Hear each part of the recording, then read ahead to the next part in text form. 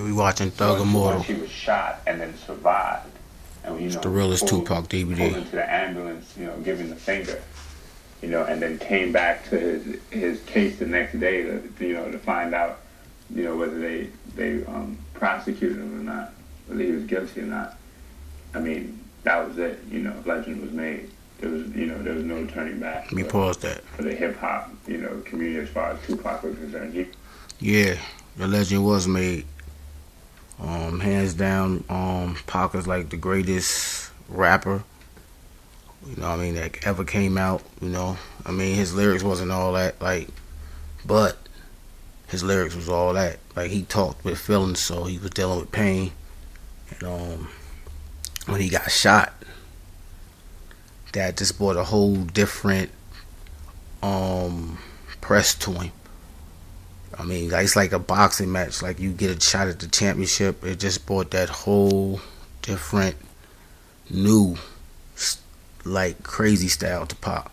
Because he came out with Brenda Had a Baby and I Get Around and all that. And then to get shot in New York, that just made him greater.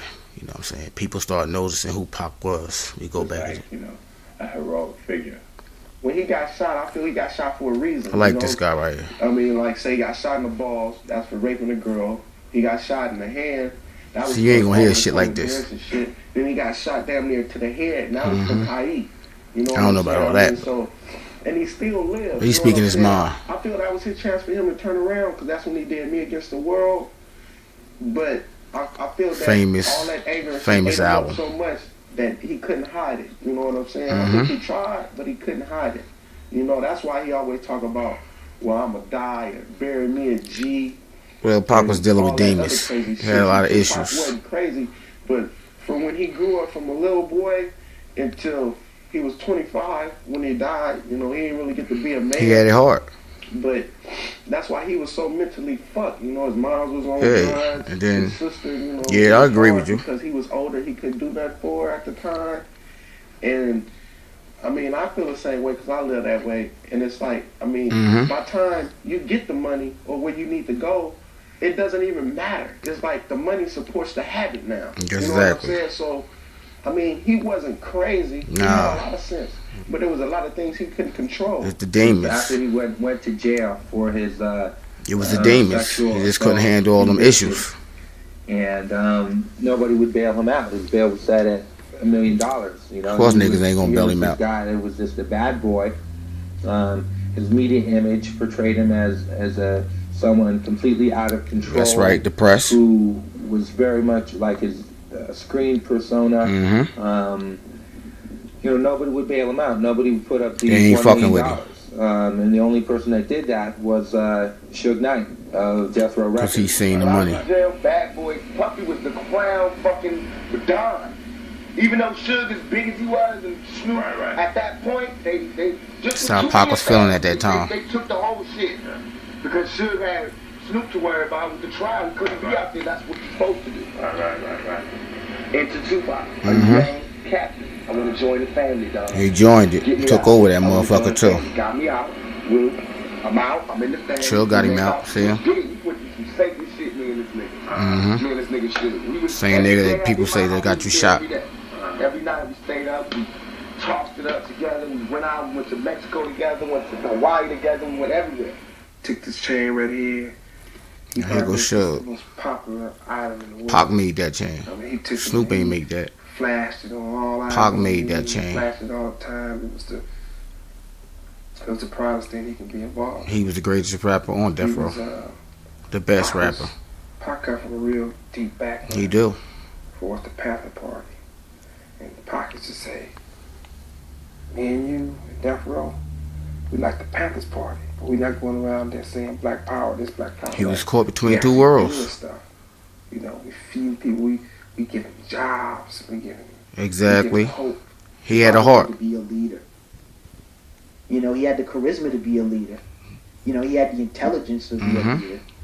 He had everything. He had the credentials to be the leader, but he didn't have, have what the psychological know-how. He didn't. To he was a Gemini. Become a leader. He was moving too quick. He was more of a follower. Mm-hmm. And I think that's what brought him into the death row camp with Suge Knight. He was impressed with Suge. He's a Gemini. You know, it was almost like hero worship. Greatest joy to me that Pac would tell you, he wouldn't sugarcoat it. He would tell you the truth.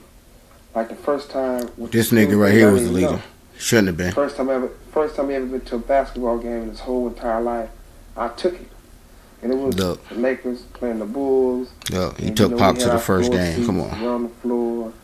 You know, that's crazy. I ain't know all this was going on. But I love this DVD. This DVD is the realest DVD. Talking about this person, and we'll make a big thing about it. So after the game, he'll grab me, he hugged me, he said, never had something. This DVD right here. But you know, this is the first time I ever been to a basketball game.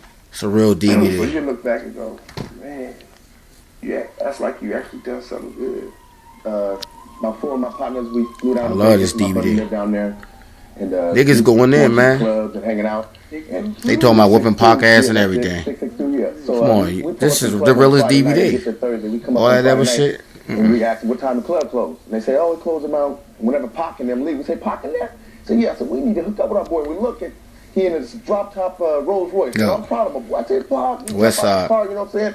All these brothers rush up with guns, you know what I'm saying? They rushing you with the guns? It was like, y'all ready to give it up? I ain't got nothing to do with nothing. He said, man, my partner's in my partner. Pac ain't got power. He rushed up, he gave us nothing but love. You know, he hugged us. Because he know y'all niggas. I like to keep with you niggas as much as I can, but I'm about to go fuck baby. We yeah, because he gangster now. He said, but I'll tell y'all what, y'all meet making me that guap, that money. And I'll get y'all in. And we was like, all right, cool. So next night, we parlaying. After the fight, went to the fight, kicking it. We go to the club. He pulls up in the roads, him and Suge. You know, getting that bread. And, you know, there's so many people just going Tupac, going crazy. That's right. I knew he had superstar. When I just broke out and said, Jungle. Old neighborhood. He looking. My face and said, yeah.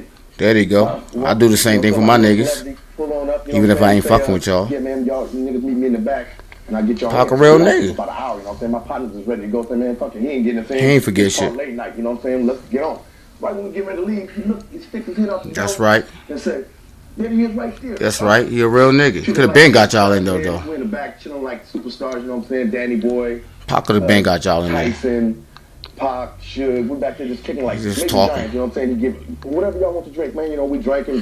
Nothing to Pac. Smoking blunts, weed, everything. We go in the club, we parlay. I don't see my boy for the rest of the night because I'm a freak. Because he a G. Niggas know I'm a freak. You know, I get freaky. You know what I'm saying? I'm on the dance floor all night. You know what I'm saying? And after we, it's about 5 o'clock in the morning. We about to bounce about the club. Mm-hmm. I come up to him, I give him a hug, man. I say, man, you stay up, man. I know you was feeling that nigga. You know what I'm saying? You keep it alive. You know what I'm saying? And the look in his face. You know, I could tell he wasn't, he wasn't really happy, you know what I'm saying? Yeah, so I know you knew because you already fought him. Man, that man ain't happy, man. He said, how you can tell? He said, man, you see his face? It's like Suge was running everything. He's controlled. Let that be known. Suge was running everything. Like, that's why Pac wanted out. Niggas was just running. Pac wanted out. But I told him, he didn't look happy. People felt that Tupac or myself attacked people. No, you attacked people. He attacked the people who wasn't right. He's tired of saying it. Pac was a Gemini. That's his nature. He's going to do that regardless. And they're only doing it for the money. Pac attacked him. He's just giving you the energy, putting in that energy. He was a rapper that mess with guys and go both ways. Yeah, gay and shit. Feel that was he ain't going to feel that. He was real serious about the music. Mm-hmm. So if you're putting that gangster music out. And regardless if you're married or not, and you got a boyfriend. Can't be gangster and fucking another nigga.